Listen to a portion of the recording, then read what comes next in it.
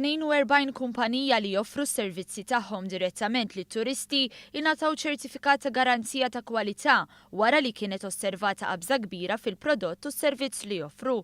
F'ċerimonja tal-għotja ta' ċertifikati li saret Villa Bigil Kalkara, l-Awtorità Maltija t-Turiżmu rikonoxxiet l-avvanz li jagħmlu dawn il-kumpaniji. Ta' kull sena dawn iċ-ċertifikati jingħataw biex jitjieb il-prodott lokali u jingħata prodott addizzjonali mhux biss tat-turisti iżda anke għall-Maltin, kif stqarr il-Kap Eżekuttiv tal-Awtorità Maltija t-Turiżmu Paul Buġejja. Dan huwa timbru ta' kwalità illi jgħaddi minn proċess li ngħaddu minnu aħna mit-tim tagħna tal-awtorità illi jmorru jaraw is-sites u jiċċertifikaw li għandhom standards iktar milli titlob il-liġi.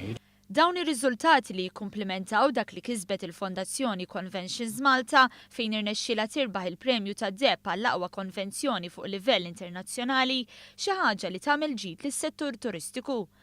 Dan iżda ma jfissirx li l-Awtorità t-Turiżmu laħqet il-miri meħtieġa e kif fadal spazju għal aktar tibdil pożittiv. Semmew partikolarment fejn iktar interpretazzjoni, forsi biktar lingwi biex wieħed ikun jista' jifhem il-prodott li jkun qed jara. Hemm l-element ta' aċċessibilità hija xi ħaġa li aħna nisqu kontinwament illi kull attrazzjoni b'mod speċjali tkun aċċessibbli minn kulħadd. Dan iċ-ċertifikat mhux biss simboliku imma jfisser ħafna aktar għal dawk il-kumpaniji li rnexxielhom jiksbuh li huma kommessi li jwettqu qabża fil-prodott offrut. Għalina tfisser ħafna. L-ewwel nies hekk nollu l-kwalità tagħna tal-post tagħna. U issa bħala qabża li jekk nagħmlu ħafna lingwi biex it-turisti min jiġi ikun jista' jifhem fuq xi nitkellmu fuq l-affarijiet tagħna.